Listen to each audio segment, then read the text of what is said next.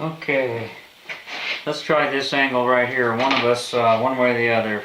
This is kind of a tough spot to see. I got these cool pliers. I wanted to show you.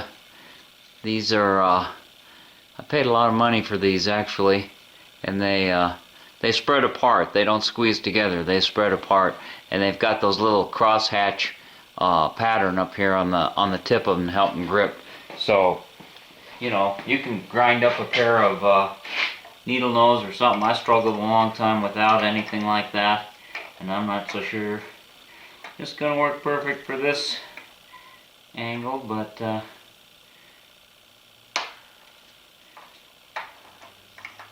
you know, this might not have been a suggestion. This thing holds upright. Well, there you go, I lost it. And I don't want to put any more tension on it.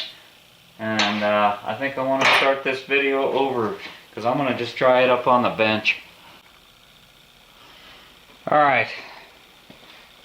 Struggle, struggle, struggle. And by the grace of God, I found it. I couldn't get it in the press.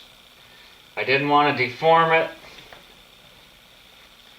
And I put it in the vise here, and I started working it with the screwdrivers, and luckily I did not deform it. It's still straight and natural, and it took off, hit the garage wall here, landed in the drawer of my toolbox, and by the grace of God I found it. And that's exactly the way you don't want to do it. And if you had somebody with you, they could be holding an extra pair of hands really would have been handy right now. And I wish you would have been here. But that's just the way it goes. And I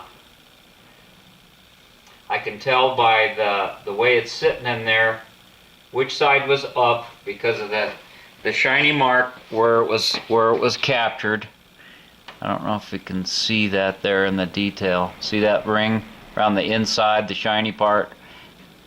That, I can tell that was to the outside. So, there we go. And I had my vise over here all set up, and the pinion shaft already kind of relieved itself. And here is our gear stack on the pinion side. Woohoo! And you can see the finer cut gears of the later model transmission. And this one just, you know, comes apart pretty easy. So what I'm going to do is I'm going to lay this paper towel here down. And what we're going to do is we're going to take that C-clip. We're going to get this other stuff the hell out of the way. And we're going to start setting it down in the order that it comes off. Can you hear that wind blowing outside? Boy, we really got a storm or something coming in. Now, there's another C-clip here. And they come in different thicknesses. This is how you adjust your play in your gear stack. And I got a feeling that that we're going to be fine, even if we do have to tighten that pinion bearing down a little bit. What you do is take your feeler gauge, and I believe the book calls out between 4 and 10 thousandths clearance. So just grab your feeler gauge and maybe try the 10. And I think, okay, 10 goes right in there real easy. So that's a little loose. That ain't gonna work. That has loosened up over the years, and we're gonna make that worse by tightening up. Now that looseness there, that allows your gears to move back and forth. That's just the type of thing that will dislodge that slider hub on the side of the gear where the teeth are and make it jump out of gear. I do not know if this transmission had that problem, but it's out of spec. And you know, maybe you won't be able to be able to do anything about it, you know. Let's see, let's take another one here. Let's find out just from doing it this way. Come on. Here's one that's, no, it isn't that much. There's 8. Gotta go this way. Let's try a 14.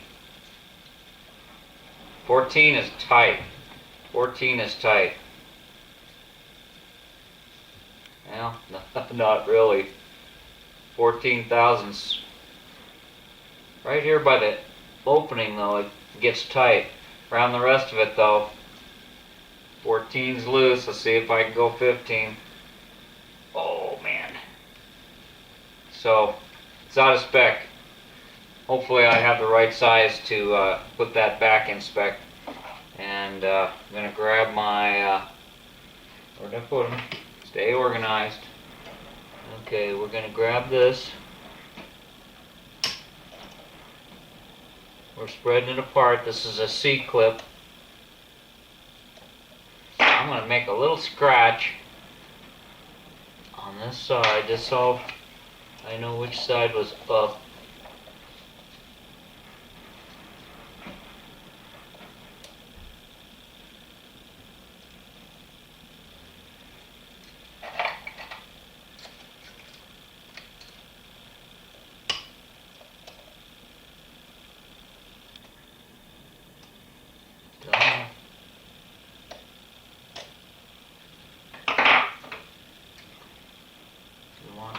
On me.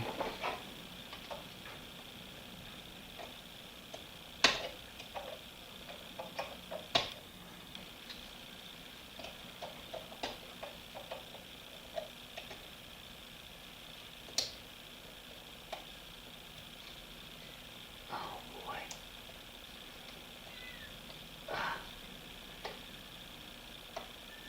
I don't want to deform it and I don't want to break it.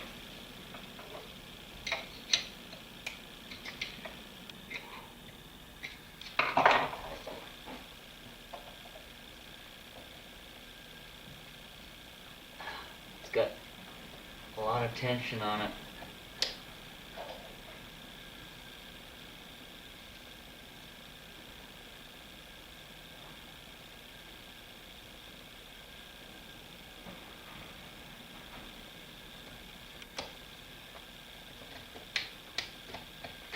Come on.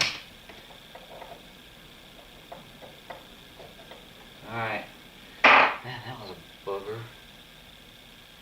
Alright, we're going to set that down next. Now we've got our... Now you'll notice all the gears are angled the same way. So you really can't... I put one on backwards when I was focused on something else.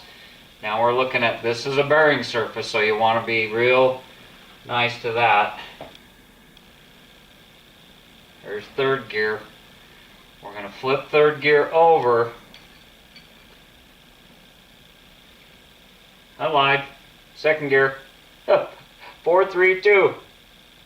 Okay, so we're going to take 4, 3, 2.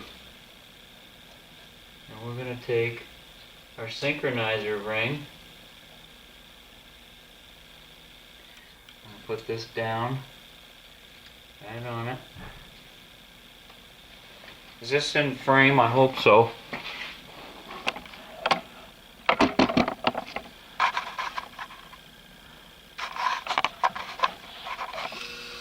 Alright, now just like the book called out, there's your second gear and the synchronizer, the brass synchronizer ring, and we're going to push it down right here.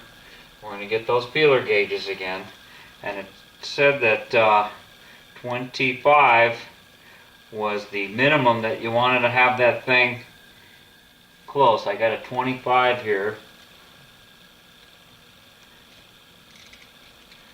That's going in between real good. Okay, that's a good thing. Let's try a 30. 30 goes in real nice. It's looking good so far, guys. Let's try a 30 and a 10.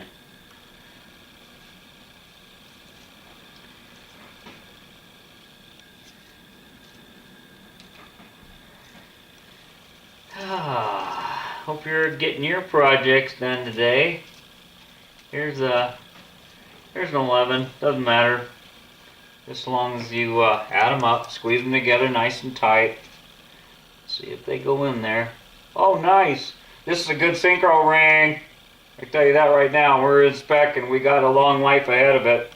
The only reason why I'm continuing on is just for to show you guys. So let's take here's a 28. No, let's see, 30 and 11. What did I just do? That makes it 41. Wow, that's nice. Well, she's definitely in spec, so we don't have to worry about that. Very nice, very nice.